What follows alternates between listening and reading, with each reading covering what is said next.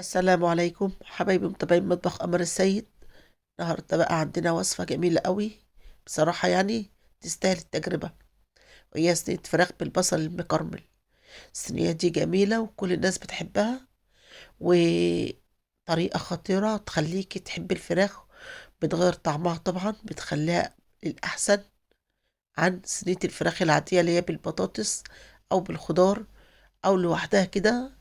بصراحة ربنا يعني حاجة كده اللهم بارك، جميلة أوي أوي أوي أوي، وتستحق التجربة، وبسيطة خالص، وما فيهاش أي تعب ولا أي مجهود.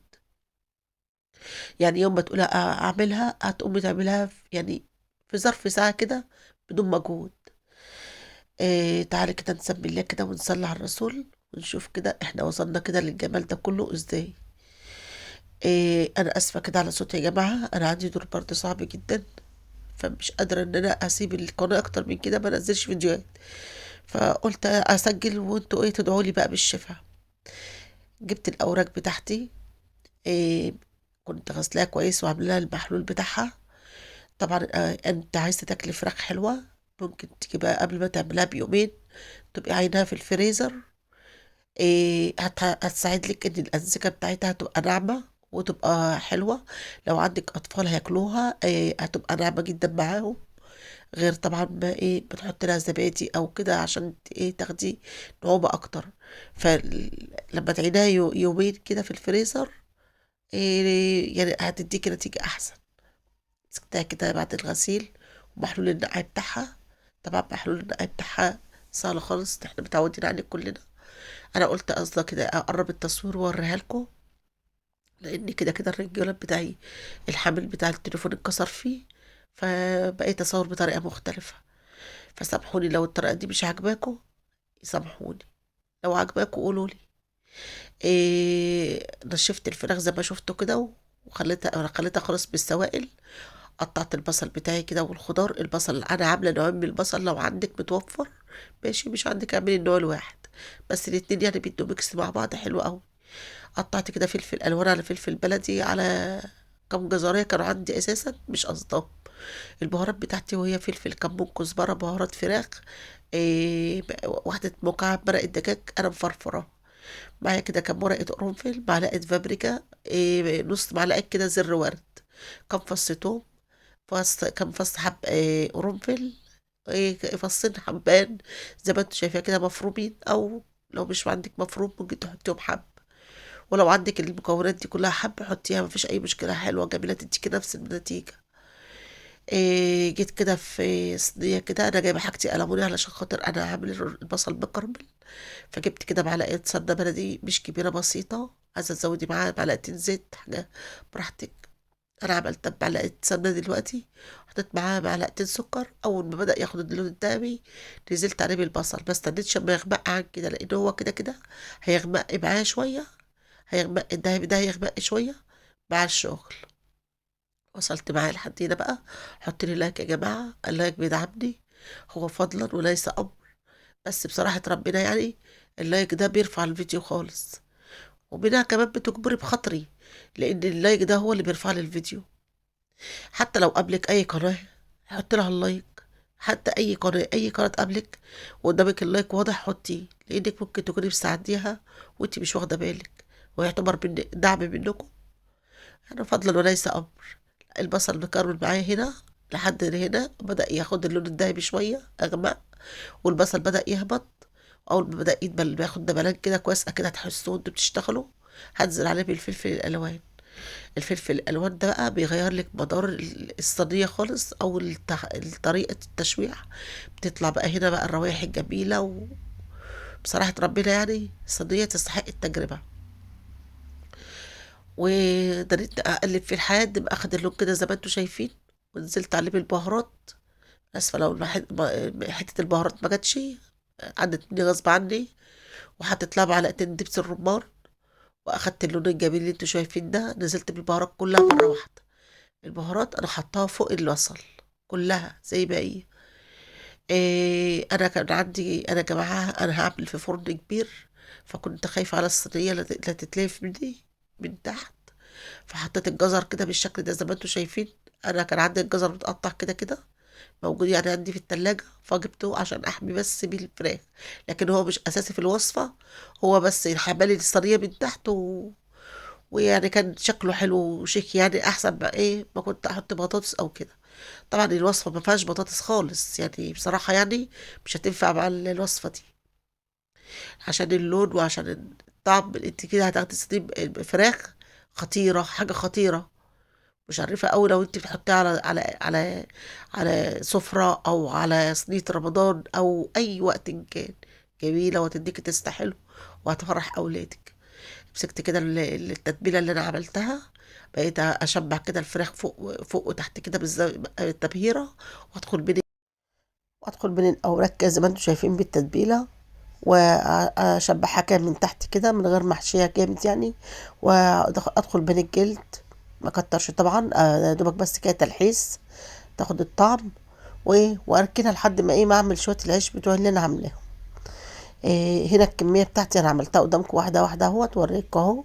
وهاخد بقى بقيه البصل ده اساسي معايا، هو ده اللي انا هاكل بيه وهو ده اللي هنغمس بيه. انا عامله الصينيه النهارده غموس. إيه هي اللي عايزه اكلها بقى برز بقى، دي حاجه ايه، اكل اذواق، هي تمشي عادي خالص مفيش اي مشكله، بس انا عن نفسي انا هغمسها انا وولادي. البصل ده طبعا انا باخده في الاخر بغمس بيه، لان هو الاساس معايا مكان الخضار، هو برضه هيديني في الاخر برضه كميه كويسه. إيه عبيت كده في الجنب كده زي ما انتم شايفين، وما كترتش من فوق، يا دوبك بس حطيت اللي تبلها، وركنت الصينيه لحد ما اشوف الشغل اللي ورايا. سبتها كده حوالي نص ساعه تاكل في حدقها كده زي ما هي شايفينها كده، وغطيتها قفلتها بالورق الفويل ودخلتها الفرن. هي في الفرن العادي اللي معايا ده تاخد حوالي نص ساعه، في الفرن اللي هو الفرن البوتاجاز تاخد حوالي ساعه. إيه انا جبت كده صينيه وحطيت فيها كوبايه ميه كبيره او كوبايتين من هم كوبايه الشاي، وحطيت فيهم كده نص معلقه مرق الدجاج او معلقه او مكعب، وهنزل بيها. عندك لو عندك شوربه انزلي بكوبايتين شوربه عادي، لكن انا ما عنديش شوربه فنزلت كده بالشكل ده زي ما انتم شايفين. حتى عملتها في نفس الصينيه عشان اخد البهارات اللي فيها، لان بصراحه من ريحتها وطعمها خساره يستب منها اي حاجه. وده كان الشكل النهائي لها. هنا بقى انا كنت عاجنه شويه عيش، لان انا قمت ما لقيتش عندي عيش، فانتوا اكيد عارفين طبعا ان العيش غالي، وانا عندي ولادي اكفيهم منين، فبعجن كيلو كده دقيق زي ما انتم شايفين كده، بيكفينا يعني الحمد لله. قطع معايا من القطعة دي من نفس الحجم ده كده 10 أرغفة كبار حلوين قوي ما شاء الله، يعني كفوا معانا وزيادة، و... وأكلنا منهم برضو تاني يوم برضو. همسكه كده افرده كده بالنشابة. شوفوا انا بوريكم طريقة فرد سهلة جدا. العيش ده اسمه بتاوي او اسمه رقاق، عجناه باللبن كوباية لبن حليب كانت عندي، وعلبة زبادي. هو عادة بنعمله بالزبادي ومعلقة قشطة أو معلقة زبدة، مش كتير يعني حاجة بسيطة، ومعلقتين زيت بقى في البوم العجين. بس بحط الحاجة دافية علشان خاطر ايه، العجينة ما تبص مني وتتفتح مني والكلام من ده، لأن الحاجة لما بتكون دافية بتدي العجين معاك هرق، بتمتن لك العجين وتخليه ممتاز. زي ما انتم شايفين كده انا كنت بعد ما عجنته سبته حوالي نص ساعة يرتاح، ولما قطعته سبته حوالي ساعة يرتاح، فبقى بيتفرد معايا بمنتهى السهولة. وكله زي ما انتم شايفين كده قدامكم اهوت، بصوا ما بتاخدش دقيقة، الموضوع ده كله ما خدش معايا ما كملش نص ساعة، يا دوبك بس عملته ودخلت صينية الفراخ. هنا بقى دي صينية الفراخ بعد ما استوت اهيت، اهي لسه والله بفتحها قدامكم. إيه نفس الشكل كده. هجيب لها بقى كده عشان اديها وش، احط لها كده معلقتين كاتشب مع معلقتين زيت مع معلقة خل. ليه بقى الخل؟ الكاتشب هيلمعها وهيخليها لي جميلة، والزيت هيخلي الجلدة بقى كريسبي ومقرمشة كده وتاخد معايا لون ممتاز مع الكاتشب. ومعلقة الخل بتخليها برضو ايه، بتساعدها برضو انها تبقى كريسبي برضو وتبقى ممتازة معايا. لو ما عندكيش بقى كاتشب، ما هتحطي بقى معلقة صلصة، وهتحط عليها برضو معلقتين خل، وتحط عليها معلقة سكر، معلقة كبيرة بقى، وتدوبيهم مع بعض وتنزلي هتديكي نفس النتيجة بالظبط. وهتبقى ممتازة برضو معاكي، هتديكي نفس النتيجة.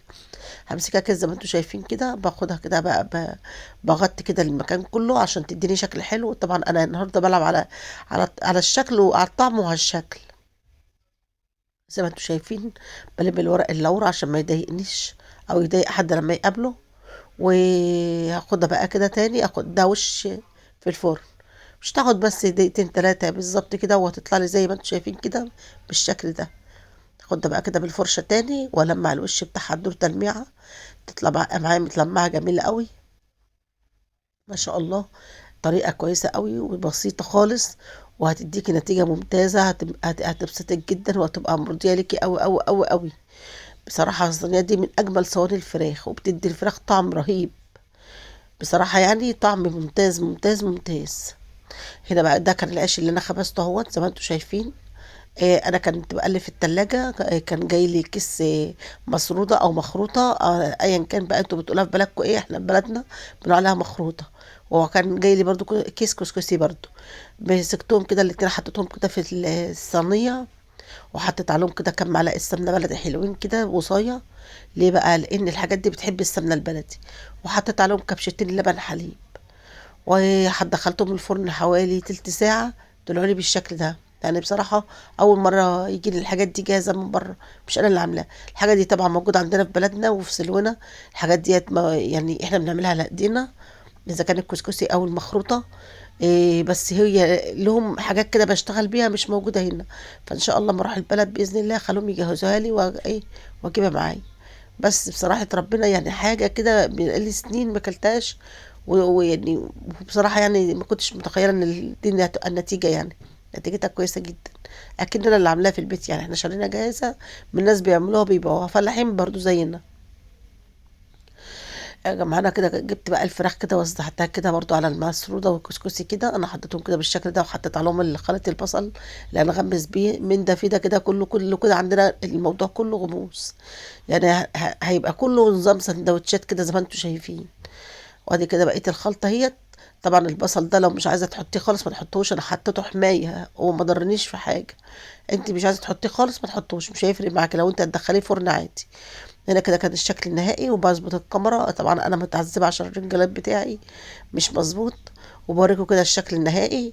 والعيش معايا اهوت، وكنت برضو واخده البتنجان برضو حطاه في طبق في الفرن. طبق صينيه صينيه يعني، ولمعتها في فرش الزيت ودخلته الفرن. والله العظيم اول مره اجربه ما كنت اعرف النتيجه هتديني هيطلع لي كويس قوي. يعني هيطلع يديني النتيجه الجميله دي. وغطيته بورقه فويل ودخلته استوى، وما خدش زيت ولا شريب زيت ولا الكلام ده. ولما طلع حطيت له التمليحه بتاعته اللي هي العاديه خالص. هنا بقى كده كنت بدوق. بقول لكم بصراحه يعني الطعم خرافه خرافه خرافه بصراحه، يعني الصينيه فعلا تستاهل التجربه. وانا حاطه صينيه الفرن في الفرن، الفراخ في الفرن. حطيت جنبها البطاطا استوت اتنين مع بعض. شوفوا بقى البطاطا طالعه، بصوا حاجه كده جميله. اي حاجه تعمليها غير على قديمه ما تطلعش معاكي زي قديمه ابدا ابدا ابدا ابدا. طول عمرنا بناكل البطاطا في البيت وفي الشارع هي مشويه كده. واشوفكم في فيديو جديد، ويا رب اكون افدتكم.